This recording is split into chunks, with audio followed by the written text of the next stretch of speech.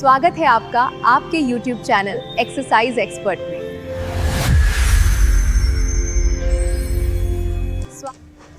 नमस्कार, आप सभी का स्वागत है एक्सरसाइज एक्सपर्ट में।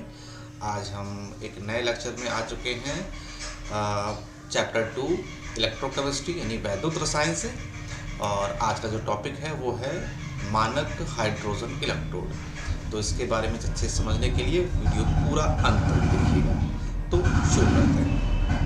Hello students, welcome to chemistry class.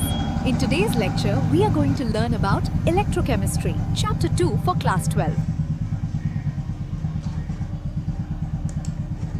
तो आज का जो टॉपिक है हमारा है स्टैंडर्ड हाइड्रोजन इलेक्ट्रोड। हिंदी में बोलते हैं इसको मानक हाइड्रोजन इलेक्ट्रोड।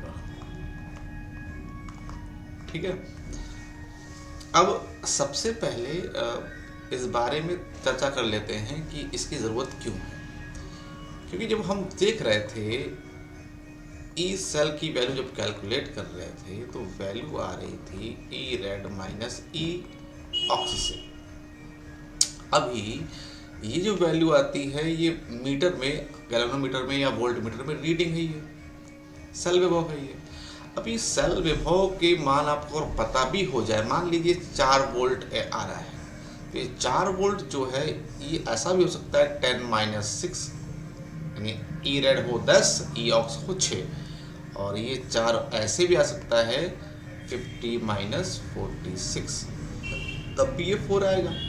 यानी हम कह सकते हैं सेल विभव के मान से हम अपचयन विभव और आक्सीकरण विभव का अलग अलग मान नहीं निकाल सकते।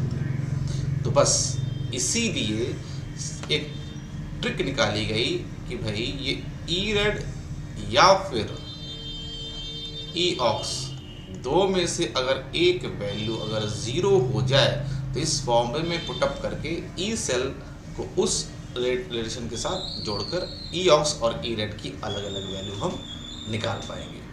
ठीक है ना। तो सबसे पहले क्या करेंगे, हमें पता होना चाहिए हमारे टास्क क्या है, इन दोनों को क्या करना है, 0 करना है। तो 0 करने के लिए क्या करना पड़ेगा, हमें एक ऐसा इलेक्ट्रोड बनाना पड़ेगा जिसका इलेक्ट्रोमोटिव फोर्स यानी विद्युत वाहक बल 0 हो। तो ये काम करने के लिए अगर इलेक्ट्रोकेमिकल सीरीज आप उठाकर देखेंगे तो केवल और केवल जो हाइड्रोजन है इसका ही वोल्टेज क्या होता है, 0 होता है। तो हमें यही लेना पड़ेगा। एक दिक्कत और है, अगर हाइड्रोजन लेंगे वो एक गैस होती है, उसको एक माध्यम की आवश्यकता पड़ेगी। माध्यम के लिए सबसे अच्छी धातु कौन सी होती है, हाइड्रोजन के लिए वो होती है प्लैटिनम। क्या होती है, प्लैटिनम यानी Pt।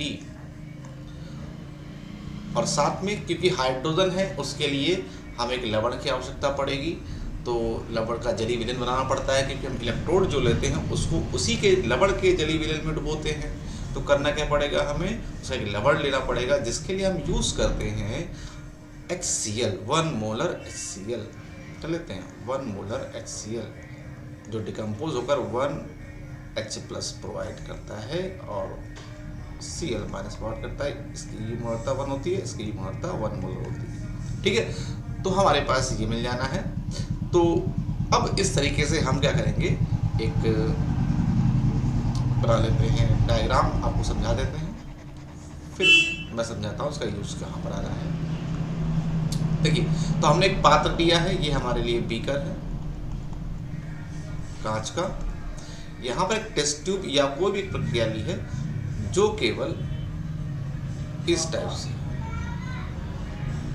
ठीक, विलन से कनेक्टेड है। ध्यान रखिएगा, यहाँ पे उल्टा टेस्ट ट्यूब ले सकते हैं या फिर ये खुला रहेगा, नीचे साइड से खुला रहेगा।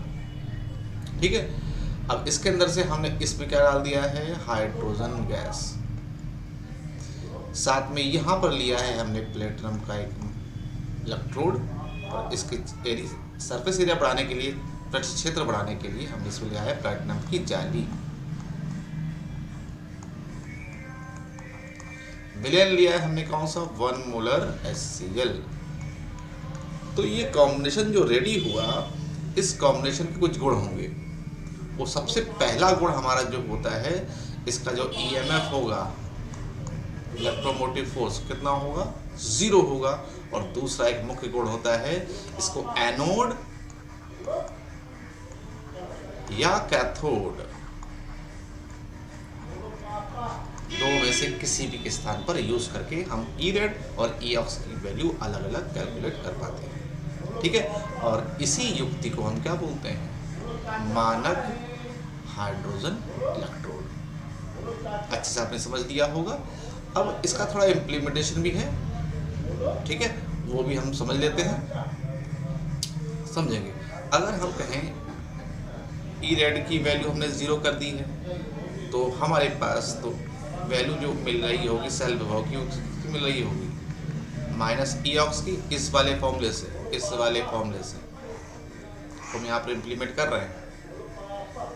अगर ई रेड की वैल्यू 0 होगी तो ये कंडीशन आ जाएगी, हमें ई ऑक्स की वैल्यू मिल जाएगी। अगर हमारे पास ई ऑक्स की जगह पर हमने शी लगा दिया है तो ई ऑक्स की वैल्यू 0 हो जाएगी। उस कंडीशन में ई सेल की जो वैल्यू आएगी वो किसके बराबर होगी, ई रेड की वैल्यू होगी। ये हमें क्या बता रहा है, अगर हमें ई रेड निकालना है तो ई ऑक्स को 0 करना पड़ेगा, और अगर हमें ई ऑक्स की वैल्यू चाहिए तो हमें ई रेड की वैल्यू को 0 करना पड़ेगा।